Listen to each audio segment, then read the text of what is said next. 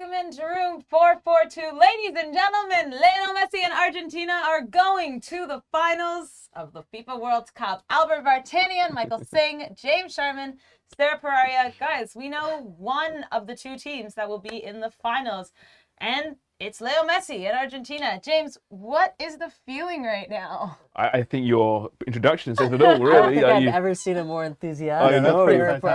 Wow. Wow. Energy, the energy. More than if Spain had made the final. I think she's that excited right now. For sure. It's listen, for the neutral without a horse in the race at this point, I think it's fantastic. Not only did Messi get to the final once again, but it's the way he got there. He just dominated another match. The assist for the final goal will be one of those iconic moments we see played over and over again, on gritty film in the years to come. I mean, it was just incredible. And, seeing Julian Alvarez and his star emerge as well, just a great performance. And listen, Croatia were great. Let's give them credit for this tournament overall.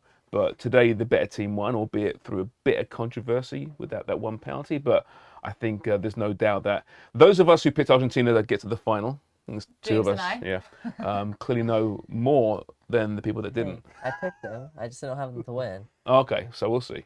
All right, Albert had who in the final? I'm never going to Denmark, let's never let him forget it. Mikey, let's talk about that penalty. So early on in the first half, we see Julian Alvarez make this run. And what a run that was. But some really poor defending from Dejan Lovren. Yeah. And he collides with Livakovic, and it was called immediately. Now, in your eyes, do you think this was a penalty? Because it seemed like the world was divided almost. Yeah, it really does. I think it was a penalty. Really, really unfortunate for Croatia and Livakovic, because what else could he really do in that situation? You're coming out, you're trying to make yourself big, you're trying to make a play on the ball. He did his best to stop his momentum from going forward. But when you make yourself big like that, you're always prone to potentially catching a piece of Alvarez. And that's what happened. Alvarez, honestly, it was a pretty poor finish. But the benefit of that is the ball's still in play. And if he doesn't get taken down there, he's going to go in on goal and finish it off. So I think it was a penalty. But yeah, that defending on Lovren was absolutely horrendous. Yeah, but it wasn't just him, though. It was a simple ball through the middle, right? And Guardiol, how do you say his name? Guardiol, yes. He was higher up the pitch and where Lovren needed to be. Lovren just happened to be the last man back. But in terms of if that was a penalty, I think all of us right away were like, yeah, that's a penalty. And then there was a still image that Sharman showed us that clearly showed Livakovic with his Leg foot stuck out, yeah. But I mean, this is tough. I mean, what can keepers do? He's got to make this save. He's got to come out, and there's going to be some contact in the box, right? So it's one of those that you don't like to see being called, I think, but you do see it called every single week. To do, right? I don't know. But is it not the same as when a player, slide tackles another player to try and get the ball, but he doesn't get anything from the ball, and that's called a foul? It's kind of the same thing here. Livakovic couldn't really do much. He tried to stop it. He didn't get anything from the ball. That's how I'm trying to think about it. He was put in a tough position, though, by his defender. Absolutely. Right? That's the issue. That's And there's a chance, too, that even if he got the ball and took out the player, it would have been called a penalty. Right? It comes down to referee discretion, comes down to VAR. So it's one of those, there's not much he can do. So he's in a position where he's hoping that the referee goes the other way. Yeah, it is unlucky. But it's a huge goal, right? In the time of the game, and Argentina just grew from that moment, I thought, and Croatia seemed to shrink a little bit, and they scored another goal soon after. So it was a pivotal moment in the game, and just sad that it is going to be a controversial moment for sure. Yeah. I think it's sad only because, I mean, Croatia could have dominated and come back from that, but it's sad because I do think that Argentina, at the end of the day, did outplay them, and they should. Yeah. I know there's going to be people that are saying, well, they only won that match because of that penalty, and it's like, did you see what this guy did on the pitch? So let's talk. So Messi scores that penalty, great penalty, and then moments later, Julian Alvarez does the strangest thing. It was the most bizarre. Ran through the entire Croatia defense, beat Livakovic, and scored, but very almost clunky. We weren't really sure what was going on, but he just kept the ball with him. You were saying, Mikey, you were pretty shocked with how that even went in. Yeah, I'm like, I see an option on his left. I see an option on his right. This guy decides to go straight through defenders, hit almost everything on the way to goal, but still he has the composure and the will and the desire to keep that run going and the awareness, honestly, to finish it off right at the end. It was a special goal and a special moment for Julian Alvarez, and it really what has been, I guess, his coming out party so far at this World Cup. And my question to you guys is, what does this now mean for Julian Alvarez? Because he's at Man City, he's playing behind a guy in Erling Haaland who is not going to lose his spot up top. What does this mean? What can this World Cup do for him? Yeah, well, we've seen him play together with Haaland. I mean, I could see Guardiola use him maybe in a 2 or front 3. You know, if Grealish, he likes to change those wingers, and Grealish and Mahrez and Foden, there's options, and now Julian Alvarez is that option. And I'm sure Guardiola watching this isn't that surprised. There's a reason why they bought him, right? Because of how good he is. But I just want to mention, he was involved in all 3 goals. And on that last run, you could tell he was almost waiting to be taken down, but it wasn't happening. So he's like, I'm going to keep going straight. And it was one of those where, like, I'm going to die for this ball, whatever happens here. And sometimes that's what it is, right, James? It's moments. Yeah, I saw someone write about this, saying he's got the soul of a midfielder, right? How much running he does. I loved it as well, because that's what he is, right? Yeah, he's a good finisher. And at River, he was prolific for a couple of years there, right? Top goal scorer, yeah. But he's got that energy about him, and Pep knows that, and Pep will find a way to get them on the pitch at the same time. There's a lot of football, mind you, a lot of matches coming up. But he's brilliant at finding fits and evolving players as well. So as far as for the Man City fans out there, you know, don't worry, he's not going anywhere, I don't think, which is what you were maybe alluding to. He's got a future somewhere else. I don't know, man. I don't know. Like, he might have to get creative, but we know how deep that Man City squad is. But enough club football. Hey, that's next week. Well, let's go back to that game really quick, because Julian Alvarez scored a second goal in this match, but it wasn't really about the goal. It was about the run here. Lionel Messi made Guardiola, who is arguably the best defender in this tournament that we've seen, he made him look like he was one of us on the pitch. Not only did he drag him out, he cut back, faked it, kept going forward, pulled him all the way to the end, and then just gave Julian Alvarez this peach of a pass that was easy enough to tap in. This was some. I don't even have words. Was it better than the no look assist? You know what? It was so different. Yeah. It was so different to me. But then I also look at, what about those 2 goals Messi had against Mexico and Australia? Yeah. Like there have been so many moments that have been prolific for Messi, but this was one of them. You know, sorry, go ahead. No, I was gonna say, go. you know what's crazy? It was a really iconic moment, right? This is a moment, I think, when you think of the 2022 World Cup, you're going to remember, because it was so special, and Lionel Messi's story is so special. What's crazy? I think he has another moment in him. Like, I don't think he's done. He'll have to. Copa America 2024. Well, I'm talking today. We got a game on Sunday now that Argentina's playing in. I don't think he's done here at this World Cup, because it's been fate, it's been destiny, it's been storybook in terms of what's happening. They're going to win, now aren't they? with Messi. Yeah, They're going to win the World Cup. You would think so, right? I don't care who they play.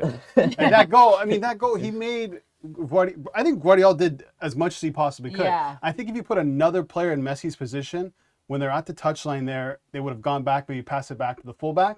But instead, Messi fakes him, goes around him, holds him off with the strength. There was just so many things about that goal where, to me, honestly, I know we've seen a lot. I think, to me, that's the best goal of the tournament. And it's going to be that image, right? We're going to see for years to come. Yeah. You know, that when he cuts inside to the byline, that's going to be the still image we're going to see. And it's so unfair on Guardiola, who, like I said, has been probably the best defender at this year's World Cup. 20 years of age, he's going to move to a massive club for a ton of money real soon. He's going to be one of the best centre backs in world football, and he'll be remembered for that iconic image. You know, it's not fair on him. Yeah. But I mean, he didn't have a great game overall, but a great tournament. But yeah, like you said, it's about moments, World Cups, right? And it's been so many, I think, in this particular World Cup. And man, Messi does it again, just lights up the whole world. Yeah.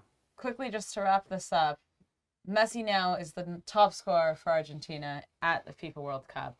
He has 5 goals, 3 assists as it stands. There's 1 game left. Does Messi win the Golden Ball at this point? I'm going to say yes. Is it regardless just, is of there what no happens. question? And Mbappe's playing tomorrow, don't forget. Yes. Okay, and also a chance to win Messi the gets Golden it even Boot. if whoever wins the World Cup. It could be either. It could be both. Yeah. That final could have more than just the World Cup on the line, right? It could have the Golden Boot on the line. Golden Ball. Messi would give that up to win with Argentina. I'm sure, yeah, most... Unlike other superstars. Yeah, I was gonna say. I'm not bringing up... No. But can we, before we go, can we quickly talk about, we're talking about, the real MVP here, and that's probably Lionel Messi. I think it's James Sharman's barber. Oh, what a fade. Come on. Look at that blood. What do you think? It's pretty tight, huh? Yeah. Spent longer Yes, And man. apparently it takes years off me. So. You want to talk about Which I need. technique? You got another at least 15 years in the game. Yeah, I think so. Yeah, exactly. Forget Modric. You know, I'm going to come back on Sunday. No, well, looking James pretty good. Sharman. Okay, guys. Well, Argentina and Lionel Messi won the semifinal. They will be heading to the final against either France or Morocco, and we'll be breaking down that match coming up next. So stay with us.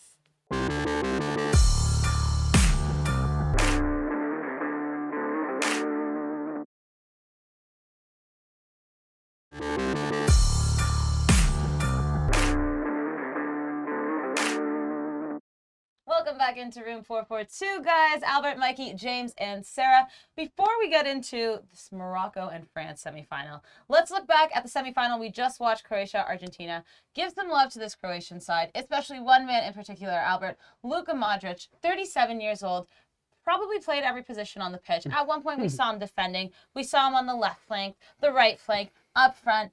There was no stopping him. He really gave everything to this side, and he really had a good tournament. Yeah, I think Croatia needed a few more of them on the pitch. But I mean, credit to him, he was fantastic, especially at his age. We know he can still ball out. We've seen him with Real Madrid. They just won the Champions League. I mean, this is a high class, high caliber player, and I think he deserves a ton of credit. But as does Kovacic and Brozovic and the rest of the team and the keeper as well. They were a tough team to break down, as we saw. They made it to the semifinal. Croatia were in a final at the last World Cup. Now make it all the way to a semi. Yes, not the way they wanted to go out, but I mean, it's this cliche, but they can hold their heads up high. I mean, leaving this World Cup. Deservedly so, too, right? They didn't make it to this position by fluke, No, I would no say, way. whatsoever. When you watch them play, and there was a good 15-minute spell at the start of the game first where I'm 15. like, man, Croatia has showed up to play. And there was moments during that game where they're connecting passes in such a beautiful way. And Luka Modric, of course, sets the tone for that team, but they're more important, or not more important, but other players who are just as important to this squad now. And I think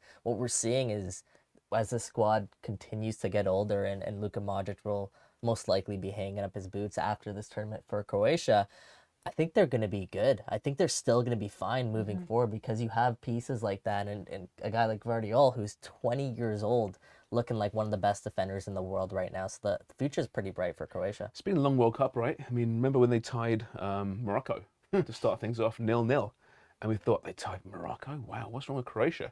Turns out Morocco's a pretty good team. Yeah. Going Maybe a long they'll way see in each this other tournament. again in the third place game? Yeah, Or maybe. France? Imagine that. Could be crazy. That 0-0 was so good. Yes. Yeah. But yeah, I mean, it's a funny old tournament, right? Yeah. And they get to another semi-final, do themselves proud. And, I wonder if Modric at 37, he's like he said, he can still play. Yes. Euros 18 months away. He might not hang him up just yet. I'd love to see him. I think we'll see him at But the it's still Euros. sad to see him. I think so Of course. too. End of the Of match course. there, look head down, and Yeah. maybe that dream's dead. I think we should give a little bit of credit to Scaloni and Argentina's defense. I mean, the way he's set up, yes, the way he's set up, right? They completely nullified Croatia's attack. I know Croatia doesn't really have an attack, but only 2 shots on target for a team that was basically down 2 goals for almost the entire game. They shut them down, and Scaloni has made this team improve. As important as Messi is in an attacking sense, he has Messi tracking back. He has every player defending for their lives. And I think that's what makes a team that can win the World Cup. And going to 5 at the back, midway through the second half Absolutely. again. We They have that also- in them now. Sorry, we also saw, though, that this was the best side Argentina delivered in this World Cup, without a question. They were so cohesive as a unit for the first time. Really, I felt, because even that Netherlands game, they crumbled. We were nervous for a minute because it went into penalties. Nobody knew what was going to happen, but they looked like a very well-formed side, and this is the first time, and we're talking about the semifinals in the World Well, it's Cup. about growing into World Cups, right? Great There you teams, go. they manage World Cups to get Yeah. better. They peak at the right time. And this team lost to Saudi Arabia in their first match, right? And now they're Spain lost toying to with Switzerland right. in 2010. And right, precisely. And now they're toying with a team like Croatia. It's perfect. Does Di Maria start in the final? Has That's to, the big has question. to, has to. I think, I'm hoping that maybe this was a plan that Scaloni had, but also how are you going to be so confident in thinking, okay, well, if we get to the semifinal, then we're going to play him. Okay, no, if we get to the final. I truly do think he's injured. And I don't know if he'll actually start, because if they played so well against Croatia, then maybe they can go into a final. It Maybe depends he'll who it come is they're in. facing, maybe. Right, and they found a really good balance, right? I don't know if you want to disrupt that at the moment. And you have Di Maria, and you got to think about, extra time potentially. Would you rather have You him get early your on in the fullbacks game? back as well. The fullbacks were Yeah. suspended for this one too, remember? Yeah, which is huge. Right, That's so right. There's, Well- there's a lot of selection. Yeah. We Headaches?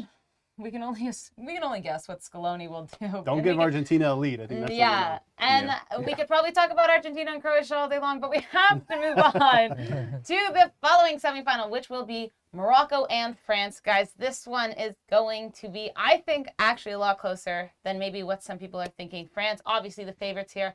Morocco, though, we're not really sure what their game plan is, guys. What are they going to do in order to score? Because we're talking about a French team that has a great defensive side. Hugo Lloris in the back of the net. And Morocco, not necessarily known for scoring goals. They're more the defensive side. Albert, what do you think? What's the key here? I think we're going to see the exact same thing we've seen throughout the tournament. And they're going to try and kill them on the counter, right? They don't send too many bodies forward, but when they do score, not many chances, but they do it efficiently. Not many shots, but they can do it. As we saw, against Portugal, it just takes a couple passes and they break through a midfield, and next thing you know, they're in on goal. So they're obviously not a team that can score a lot of goals, but if they score first against France, then that's in their favor, and it's a completely different game. And I'm with you. I wouldn't rule out Morocco here. Mikey, we're going to see Hakimi and Mbappe go head-to-head here. Friends, teammates, and now rivals. Also two of maybe the fastest footballers on the planet right now. Who wins? I know. That's a great question. There's a lot of PSG representation now moving forward. Right. You got Messi now in the World Cup final. Oh, great. Just what they need, eh? Qatari owned There you go. as well. A coincidence? No, no coincidence. No Clearly coincidence corruption. whatsoever. Yeah, no, that's going to be one of my favorite matchups to watch. You saw Kyle Walker against England, and to an extent, he managed to keep Mbappe at bay. Mbappe's going to be hungry because he's seeing what Messi's doing right now. Mbappe still, I'm sure, wants to be considered the best player at this tournament. He's going to have to put in a real statement performance. It's going to be tough against a guy like Hakimi. I think in this match, it's going to be really important in the same light it was today versus Argentina and Croatia. Who's going to score first? I think if, like you said, if Morocco gets the first goal, that might spell a lot of trouble for France. They've shown they can bunker in, but if France finds a way to pierce that Moroccan defense, Morocco has not been in that position yet at this World Cup. Let's see how they respond. It'll be a really good match. Yeah. Here's my fear, though, is that they're going to burn out, that all the injuries will come too much. That's what I was they going to know ask you. They're missing more players for this one. Says looks like he's out. He's been just so important to this team at the back. Aguerd, we think's back. Even Hakimi, there's a question mark around him as well. These are key players, and they got to the last match with the injuries, bringing the depth on. Can they do it for 2 games against France? I don't know. Let's hope so. But so much football going into extra time, and they've looked tired against Spain. And that was how long ago, right? Lastly, I just want to ask really quickly, guys, how important is Griezmann going to be in this match? Because I think he's kind of been under the radar for France. Not for Albert, he hasn't, though. He's been incredible for this side, really in the middle of the park there. But Albert, what do you think? Because it's going to be him and kind of Amrabat in the middle there. Right. That's fun. Well, yeah, they're going to need someone to break down a low block, and that's kind of the guy that you want. I don't know if he'll be doing too much defending in this matchup. It's most likely going to be one-way traffic. If you look at possession stats, Morocco's around 30% possession per game. I think Costa Rica's just worse. So you're going to see Griezmann on the ball a lot, and it'll be up to him to try and find those intricate passes to break through. But it'll be as important as he is. I think it's as important that they get those balls into the box. So the fullbacks are going to be important. Ousmane Dembele, I think, will be important here to beat a fullback one-on-one and get the ball into Giroud, who looks like most likely to score for France. He hasn't missed a game for his country in over 5 years. He's played 72 straight games for France. That's unbelievable. Olivier Giroud? Yeah. No, Griezmann. Antoine Griezmann. Yeah. Oh, wow. Well, that's something. see. All right, guys. Well, we're going to stick with France and Morocco coming up next, but we're going to tell you where to put your money in this game. We'll be right back.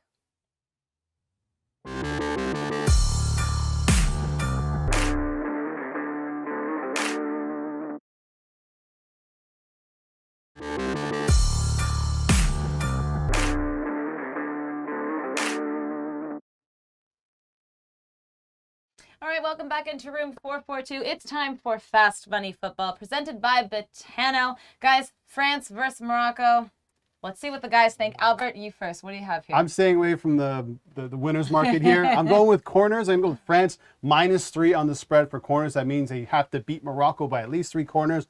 And I think that they will. This is going to be one-way traffic for the majority of the game, which means a lot more corners for France. And as for Morocco, they've only had 6 corners this entire World Cup. So I'm going to go France -3 spread on the corners. I love it, Mikey. I got over 1.5 France goals, which, historically over the course of this tournament, it's a little bit bold, right? Because Morocco doesn't concede goals. But if you think back to their games, Spain came really close late, hitting the post. Portugal, Bruno Fernandes hit the crossbar. Teams have come close in this tournament to breaking through this Moroccan team, and they haven't faced an attack yet quite like France. So over 1.5 goals. By the way, that's a mark that France has hit in every single one of their games, except for the one against Tunisia, which they rotated their squad. So this French offense knows how to score goals. I think we can see an early goal here, and then how does Morocco respond? Maybe a more wide open game. Over 1.5 goals at close to even money. Let's go. I love the drama. I mean, listen. Yeah, I like it too. If Olivier Giroud's involved there, I have Olivier Giroud with 2 or more shots on goal in this one. Obviously, he's been great in this tournament so far. He's up the top echelon of shots on goal throughout the entire tournament. I think France might end up going quite direct. They might have to with those low blocks. Right, and with Griezmann dictating play outside, I can really see that being very important. We saw against England the cross on the left to Giroud. So I think I have a huge game, and 2 or more. I think it's plus something or other. It's on the It's TV. it's plus 140, James, and I'm gonna piggyback onto your Giroud because I think Giroud anytime goal scorer plus 152, and let me tell you why. This guy shows up for big moments for France, but not only that, they're gonna be so focused on Mbappe, like England were, and all that attention is gonna leave one guy in the middle open, and especially for things like crosses and corners. The big man with the big nose into the back of the net. Giroud, I think, is the safe bet here and at plus money. I don't hate it, guys. France and Morocco promises drama. I mean, I hope so. Today, we saw Argentina dominate, but I think this one, I don't know, guys. I'm feeling like a little bit more. So let's see what happens. That game is tomorrow. The final is on Sunday. It's almost done, but we're still here and covering it. We'll be back tomorrow doing the same thing. Thanks for watching.